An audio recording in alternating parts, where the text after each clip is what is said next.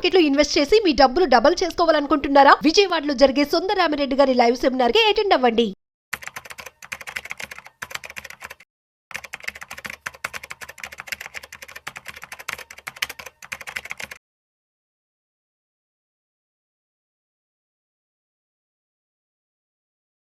Hello నమస్తే, welcome to Suman TV. నేను కీర్తి. ప్రస్తుతం మనతో సిఏ దుర్గాంజలి గారు ఉన్నారు. వీరితో ఈరోజు కొన్ని విషయాల్ని మనం డిస్కస్ చేద్దాం. హలో అండి, నమస్తే. యా, ఇప్పుడు మనకి 2024 అయిపోయింది అండ్ న్యూ ఇయర్ వచ్చేసాం. ఇప్పుడు ఫైనాన్షియల్ ఇయర్ కూడా మనకి ఒక 2-3 months లో ఎండ్ అయిపోతుంది. సో ఇప్పుడు బడ్జెట్ ప్రకారంగా మనకి ఏమేం చేంజెస్ రావచ్చని మీరు మీ పాయింట్ ఆఫ్ వ్యూలో మీరు ఏం ఎక్స్పెక్ట్ చేస్తున్నారు బడ్జెట్లో? ఫైన్. ఇప్పుడు మొన్న జూన్ 2024లోనే లేటెస్ట్ బడ్జెట్ అప్రూవల్స్ అయ్యి అది ఇంకా డైజెస్ట్ చేసుకోక ఇంకొన్ని చేంజెస్ ఇంకా ఇంప్లిమెంటేషన్ లో ఉన్న టైము మళ్ళీ బడ్జెట్ వచ్చింది. ఆబ్వియస్లీ మనం డిస్కస్ చేసుకోవాలి. వచ్చిన తర్వాత ఎలాగో డిస్కస్ చేసుకుంటాము ఏం కే చేంజెస్ అని చెప్పి. ఇలా మనకు కొన్ని ఎక్స్పెక్టేషన్స్ అంటే యాక్చువల్లీ ఏంటి లాస్ట్ ఇయర్ ఆల్రెడీ మనకి ట్యాక్స్ రేట్స్ చేంజ్ అయ్యాయి. ఏంజల్ ట్యాక్స్ ని అబాలిష్ చేశారు. ఎల్టీసీజీ స్ట్రీమ్ లైన్ చేశారు. కొంత డ్యూరేషన్ కానీ లేకపోతే క్యాపిటల్ గెయిన్ క్యాల్కులేట్ చేయడం కోసం ఆ క్యాపిటల్ ఎసెట్ డ్యూరేషన్ అంటే ఎన్ని ఇయర్స్ ఉంటది ఎల్టీసీజీ అవుతుంది అనేది చేంజెస్ కొన్ని జరిగాయి. అవి ఇంప్లిమెంటేషన్స్ కూడా కొన్ని స్టార్ట్ అయిపోయాయి. So buy back stream lines కానీ అవన్నీ జరిగాయి లాస్ట్ టైం. చాలా హ్యూజ్ చేంజెస్ యాక్చువల్లీ చెప్పాలంటే. ఇప్పుడు అంత హ్యూజ్ చేంజెస్ ఏమీ నేను ఎక్స్పెక్ట్ చేయట్లేదు. ఎందుకంటే బట్ కొన్ని స్టిల్ ఉన్నాయి కొన్ని. ఎందుకంటే లాస్ట్ టైం జరిగిన చేంజెస్ ఇంకా ఇంప్లిమెంటేషన్ లో కొన్ని ఫుల్ ఫ్లెడ్జ్డ్ గా ఇంకా స్టార్ట్ కాలేదు. అండ్ ఇంకొకటి ఏంటి అంటే వాటి వల్ల 100% బెనిఫిట్ వచ్చిందా అంటే తక్కువనే చెప్పాలి కంపారిటివ్లీ అంతకు ముందు ఇయర్స్ కంటే. కాకపోతే ఇప్పుడు కొన్ని అంటే యాజ్ ఎ ప్రాక్టీషనర్ కంపెనీ తరపు నుంచి కానీ లేకపోతే షేర్ హోల్డర్స్ తరపు నుంచి కానీ కొన్ని వాళ్ళు ఫేస్ చేసే ఇష్యూస్ మాతో డిస్కస్ చేస్తుంటారు. లెట్స్ ఫీడ్బ్యాక్ అనుకోవచ్చు. బేస్డ్ ఆన్ ప్రీవియస్ బడ్జెట్ కానీ లేకపోతే వాళ్ళ ఇన్కమ్ కానీ వాళ్ళ స్ట్రక్చర్స్ కానీ దాన్ని బట్టి వాళ్ళ ఫీడ్బ్యాక్ ని బేస్ చేసుకుని నెంబర్ ఆఫ్ పర్సన్స్ ఫీడ్బ్యాక్ ని బేస్ చేసుకుని ఇప్పుడు ఏం చేంజెస్ వస్తే బెటర్, అసలు ఏం చేంజెస్ రావచ్చు అనేది కొన్ని డిస్కస్ చేద్దాం. Okay. Income tax rates I don't think so ఈసారి చేంజ్ అయిపోతుంది, డ్రాస్టికల్లీ చేంజ్ అవుతుంది అని అనుకోవట్లేదు.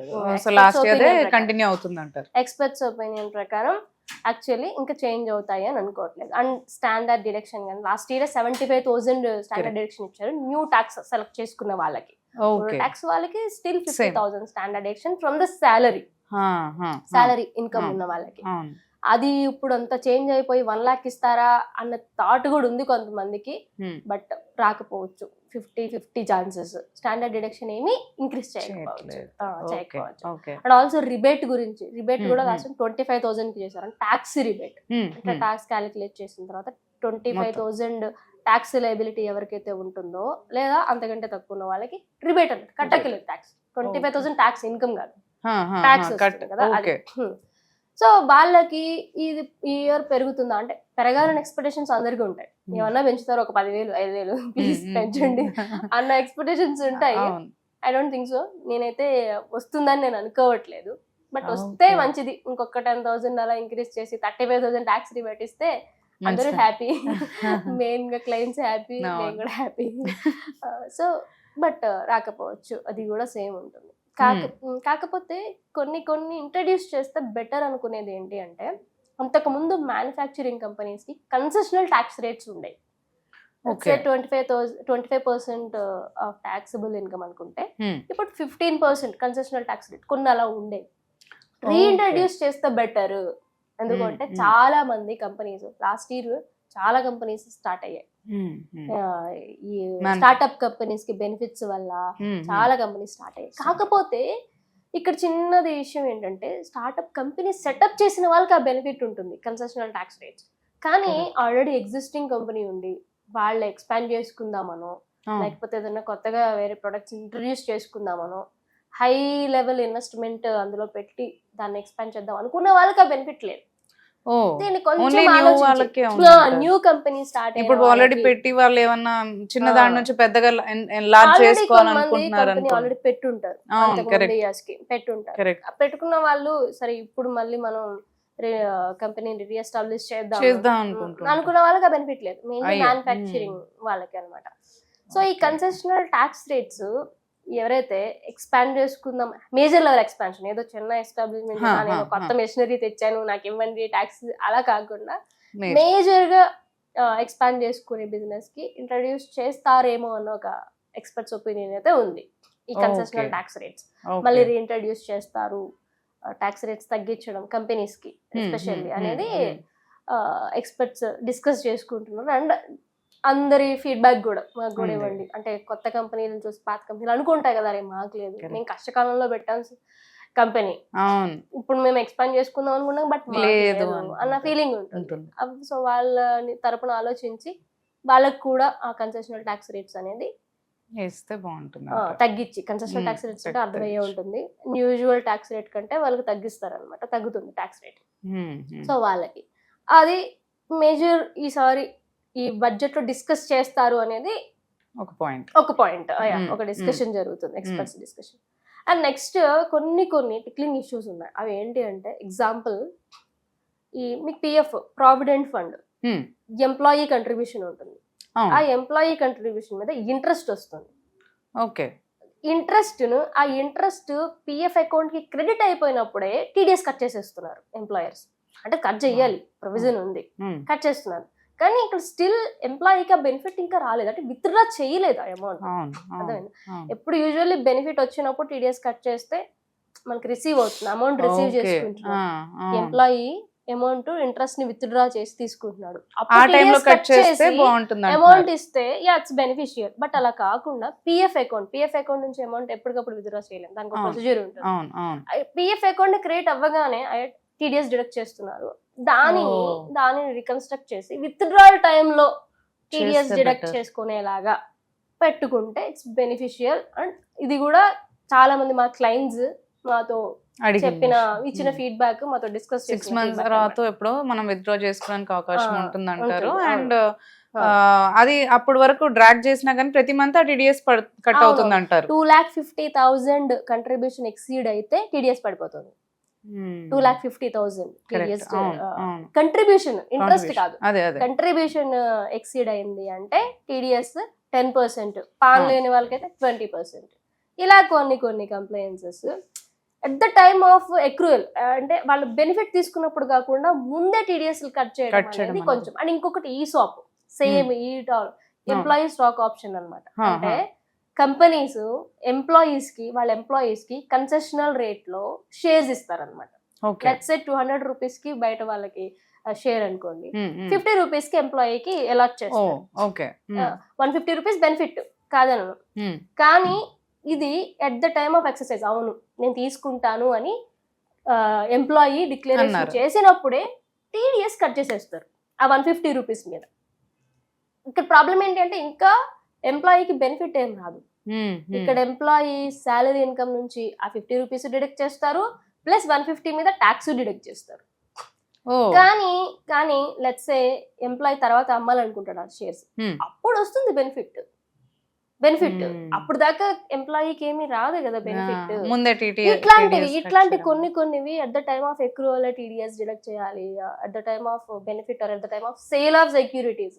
మీరు అనుకోండి, ఇప్పుడు 200 రూపీస్ పెట్టి 1,000 షేర్స్ తీసుకున్నారు, 50 రూపీస్ కి తీసుకున్నారు, 150 రూపీస్ బెనిఫిట్ వచ్చింది. కానీ ఆ షేర్ ప్రైస్ తగ్గింది అనుకోండి, తర్వాత మీకు ఎక్కడ బెనిఫిట్ 40 రూపీస్ ఆల్రెడీ ఇక్కడ కట్ చేసేస్తున్నారు అదే అమౌంట్ కి. సో విత్డ్రాల్ టైం కి బెనిఫిట్ రాలేదు, ఎగ్జాక్ట్లీ లాస్ చేశారు మీరు.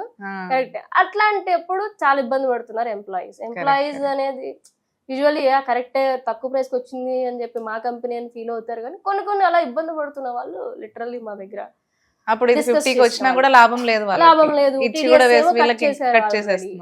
సో ఇట్లాంటివి TDS at the time of benefit or at the time of receival కాకుండా ముందే కట్ చేస్తున్న టీడీఎస్ లో అట్లీస్ట్ సాలరీడ్ ఎంప్లాయీస్ వరకైనా కొంచెం it should be move to at the time of withdrawal or at the time of receipt of money. అవి అనేది recommendation అనమాట. అవి డిస్కస్ చేసి బడ్జెట్ లో అవి చేంజ్ చేయగలిగితే అట్లీస్ట్ వాళ్ళు టీడీఎస్ ఎప్పుడొకప్పుడు కట్ చేస్తారు, అట్లీస్ట్ వాళ్ళు హ్యాపీ ఫీల్ అవుతారు అమ్మాయి అని చెప్పి. అది అండ్ ఆల్రెడీ మనం డిస్కస్ చేసుకున్నట్టుగా క్యాపిటల్ గెయిన్స్ డ్యూరేషన్ షేర్స్ విషయంలో మళ్ళీ ఒకసారి రీథింక్ చేసి రీఫార్మ్ చేస్తారు అనేది ఒక పాయింట్ అనమాట. Point ఉంది. అండ్ ఎక్స్పర్ట్స్ డిస్కస్ చేసుకుంటున్న పాయింట్. ఎందుకు అంటే లాస్ట్ టైం కూడా క్యాపిటల్ గెయిన్ ట్యాక్స్ ఇంక్రీజ్ చేశారు, తర్వాత మళ్ళీ ఇండెక్సేషన్ బెనిఫిట్ లేదన్నారు, తర్వాత ఇబ్బంది పడి చాలా మంది అసలు అదేంటి ఇండెక్సేషన్ బెనిఫిట్ తీసేయడం ఏంటి అని గొడవ చేసిన తర్వాత మళ్ళీ ఇంట్రడ్యూస్ చేశారు.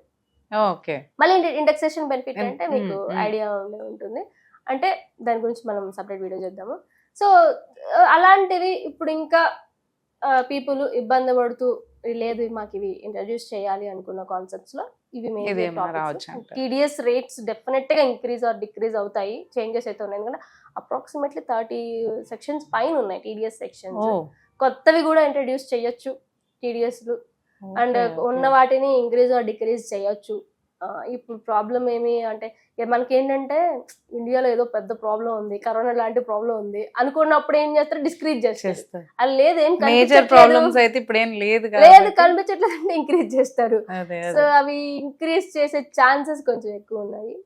And also investments, foreign direct investments అవి ఇంప్రూవ్ చేసే ఛాన్సెస్ ఎక్కువ ఉన్నాయి. మెయిన్ గా నేను ఇందాక డిస్కస్ చేసిన salary income, rental income previous వీడియోలో, దాని గురించి కూడా డిస్కషన్స్ రావచ్చు, సంథింగ్ లైక్ చేంజెస్ రావచ్చు. మెయిన్ గా అయితే share holders point of view నుంచి ఎక్కువ ఆలోచిస్తారు. నా విషయం అయితే సాలరీడ్ ఎంప్లాయీస్ విషయంలో ఆలోచించాలి ఎక్కువ అనేది మా అందరి request. But share holders companies ఇప్పుడు గిఫ్ట్ సిటీ అని వస్తుంది గుజరాత్ లో గిఫ్ట్ సిటీ అంటే మేజర్ గ్లోబల్ హబ్ అన్నమాట, హైటెక్ క్లబ్. దాని మీద బాగా ఫోకస్ ఉంటుంది. చాలా కంపెనీస్ అక్కడికి షిఫ్ట్ అయిపోవడానికి చూస్తాయి. కానీ షిఫ్ట్ అవ్వడానికి చూడాలన్నా కూడా ఈ ట్యాక్స్ అనేది చాలా బర్డెన్ గా మారే ఛాన్సెస్ ఉందన్నమాట. సో వాటన్నిటి గురించి ఆలోచించి ఒకవేళ అక్కడికి షిఫ్ట్ అవ్వాలి, లేకపోతే అక్కడ స్ట్రక్చర్స్ ఏర్పాటు చేయాలి అనుకుంటే ట్యాక్స్ రిబేట్స్ ఏమేమి ఉండొచ్చు, ఎందుకంటే ఎంకరేజ్ చేయాలి కదా, లేదంటే కదా. సో మన హైదరాబాద్ ఐటీ హబ్ ఎలాగో గుజరాత్ అలా ఐటీ హబ్ అవబోతుంది. అక్కడ సెటిల్ అయిన వాళ్ళకి మంచి బెనిఫిషియల్ ఉంటుంది. సో మరొకసారి ఇది highlight point of the budget అవ్వచ్చు గిఫ్ట్ సిటీ అనేది, గుజరాత్ లో ఐటీ హబ్ అనేది. అక్కడ ఏమేమి ట్యాక్స్ బెనిఫిట్స్ ఏమేమి ఉంటాయి, కొత్తగా పెట్టిన కంపెనీస్ కి గానీ, అక్కడ ఇన్వెస్ట్ చేస్తున్న వాళ్ళకి ఏమేమి బెనిఫిట్స్ అనేది అవి రావచ్చు. ఇవన్నీ జనరల్. ఇంకో వీడియోలో ఇంకొన్ని బెనిఫిట్స్ మాట్లాడుకుందాం, ఇంకోటి రికమెండేషన్స్ మాట్లాడుకుందాం, ఏంటి ఇంకా ట్యాక్స్ బడ్జెట్ లో ఏమేమి వస్తే బెటర్ అనేది మాట్లాడుకోవచ్చు. Okay, thank you so much. Hi, మొట్టమొదటిసారిగా మన విజయవాడలో క్లాస్ రూమ్ ట్రైనింగ్ అండి, 1 డే క్లాస్ రూమ్ ఎన్విరాన్మెంట్ లో ఆఫ్లైన్ వెబినార్ జరగబోతుంది. అండ్ ఇంట్రెస్ట్ ఉన్న పార్టిసిపెంట్స్ ఈ కింద స్క్రోల్ అవుతున్న నెంబర్కి రింగ్ చేసుకొని సీట్ బుక్ చేసుకోండి. దీంట్లో ETFs, index funds and mutual funds మీద completely and hand holding experience మీకు ప్రొవైడ్ చేయబడుతుంది. దీని ద్వారా ఏంటంటే మనం ఎసెట్స్ని స్టాక్ మార్కెట్లో ఎలా మేనేజ్ చేసుకోవాలి, ఎలా గ్రో చేసుకోవాలి, ఎలా ప్రొడక్ట్ చేసుకోవాలో అంటే ప్రాక్టికల్గా నేర్చుకుంటారు. అండ్ మీ ఇప్పటి వరకు మనం ఆన్లైన్లోనే మీరు అటెండ్ అవుతున్నారు. ఇక నుంచి మీరు మన విజయవాడ సిటీలోనే అండ్ లైవ్లో క్లాస్ రూమ్ ఎన్విరాన్మెంట్లోనే నేర్చుకునే ఛాన్స్ దొరుకుతుంది. కాబట్టి ఇంట్రెస్ట్ ఉన్న పార్టిసిపెంట్స్ కింద స్క్రోల్ అవుతున్న నెంబర్కి పింగ్ చేసి సీటు రిజర్వ్ చేసుకోండి. Thank you.